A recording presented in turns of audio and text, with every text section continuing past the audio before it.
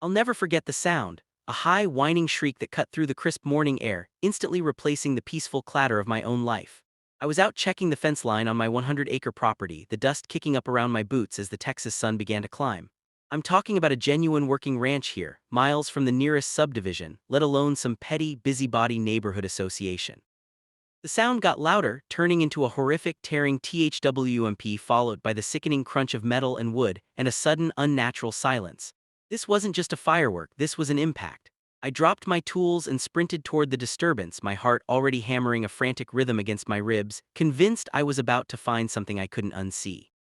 Before we dive into the unbelievable audacity of what happened next, involving an entitled HOA Karen and a federal fine that rocked our small county, comment which country you're watching from and if you've ever had a run-in with someone who thinks they're the police. The smoke was the first thing to confirm my worst fears. A thick, dark column rose lazily into the sky, originating from the far corner of my lower pasture near the old oak grove. As I got closer, the smell hit me, a heavy, acrid mix of jet fuel, scorched earth, and something indescribably metallic. My stomach lurched, but adrenaline took over. I broke into a full run, vaulting a broken section of rail fence. What I found was catastrophic. A small, single-engine plane, or what was left of it, had come down hard. It was a mangled mess of twisted aluminum and scattered debris, with a terrifying silence hanging over the scene. My immediate gut-wrenching concern was for the pilot. I started yelling, "Hello, is anyone there?" my voice sounding strangely thin in the huge, open space. I approached cautiously, scanning for movement, my hands already pulling out my phone to dial 911.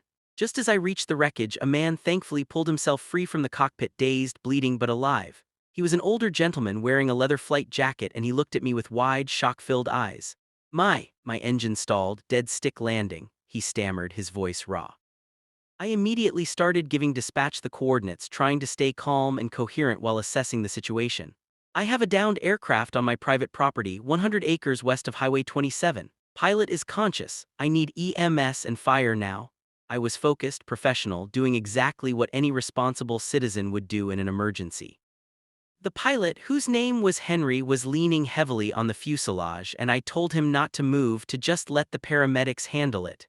The critical part was ensuring he wasn't moved improperly, causing more harm. I was entirely engrossed in the emergency, fielding questions from the 911 dispatcher, reassuring Henry, and making sure no one accidentally stumbled into any leaking fuel, when a completely foreign, shrill voice cut through the seriousness. "What in God's name is going on here? You can't just be having that on your property, it's a blight." I physically jumped, turning to see a woman storming across the pasture. This wasn't just any neighbor, this was Patricia, the self-appointed governor of the minuscule two-street HOA community that bordered the very, very edge of my ranch.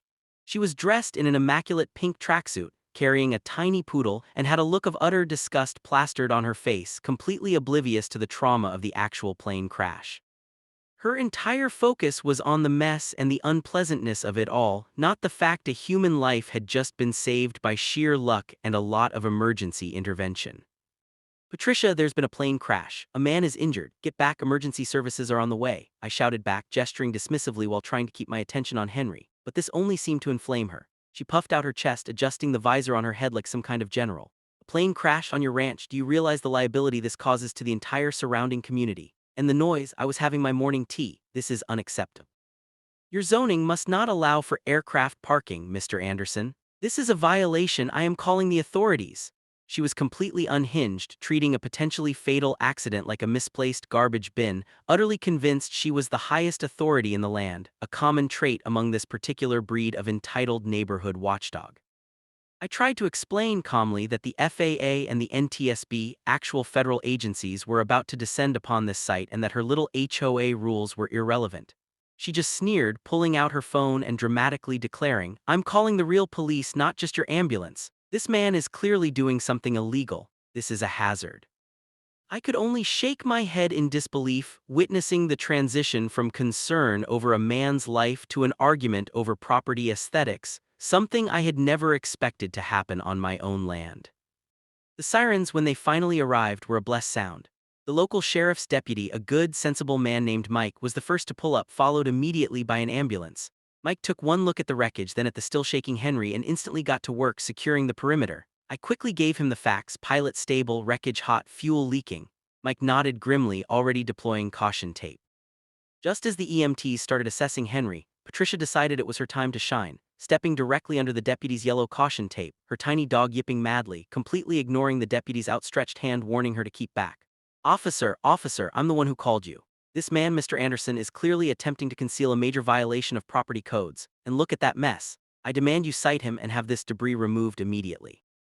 She shrieked, pointing an accusatory finger at me, the person who had actually called for help and was the owner of the land.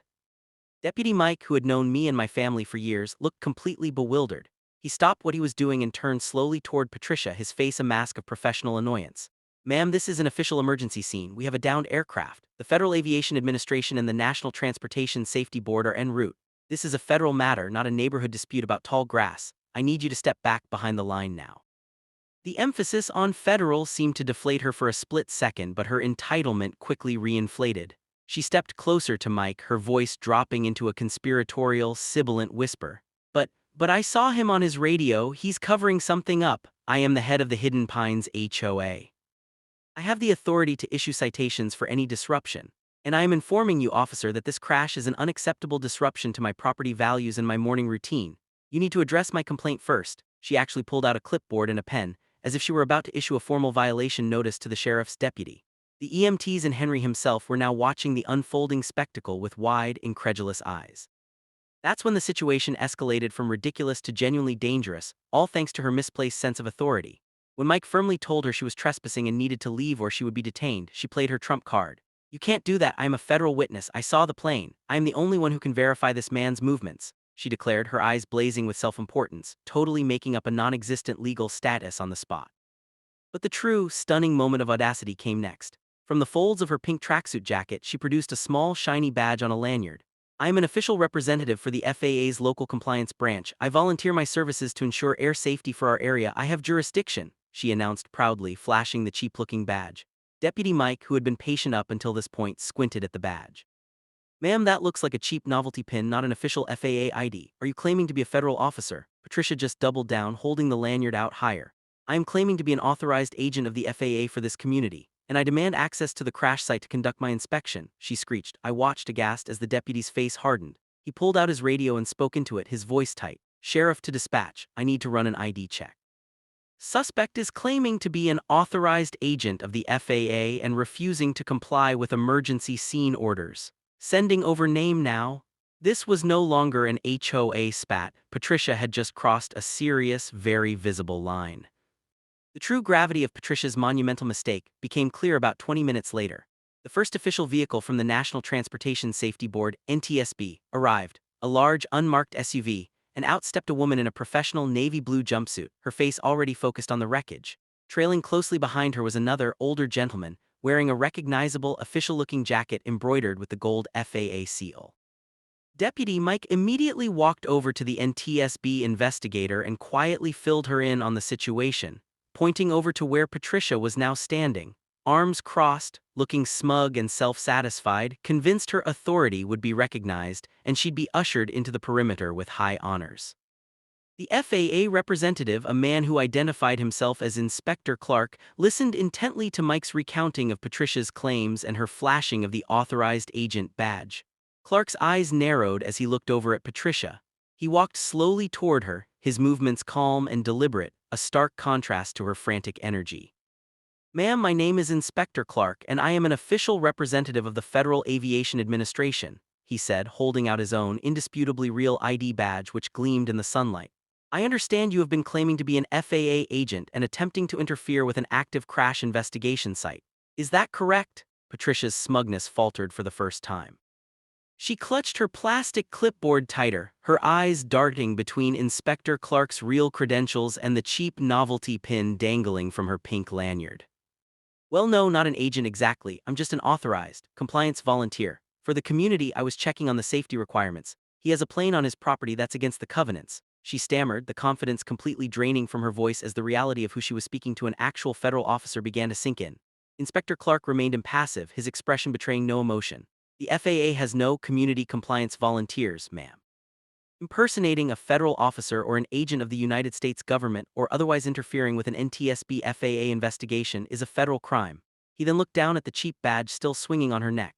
Where did you obtain that? Patricia looked like she was about to cry, suddenly shrinking in stature. My son bought it for me at an aviation museum gift shop. For my zoning safety rounds, it was just for the visual effect. She whispered, her voice barely audible. The NTSB investigator, who had been observing quietly, finally stepped forward. She gently but firmly took the clipboard from Patricia's trembling hand and then turned to Inspector Clark. Inspector, I believe this individual is obstructing a federal investigation and claiming false authority. We need the scene clear and we need her statement documented. That was the final, devastating straw. Inspector Clark didn't even argue. He simply produced a slim, official-looking document and a pen. Deputy Mike was asked to be a witness, and right there in the dust of my pasture next to the wreckage of a downed aircraft, Patricia was officially served. She wasn't just getting a citation, she was receiving a formal notice of a serious violation, complete with a mention of the federal statutes she had violated, specifically the one about false representation. The fallout was swift and total.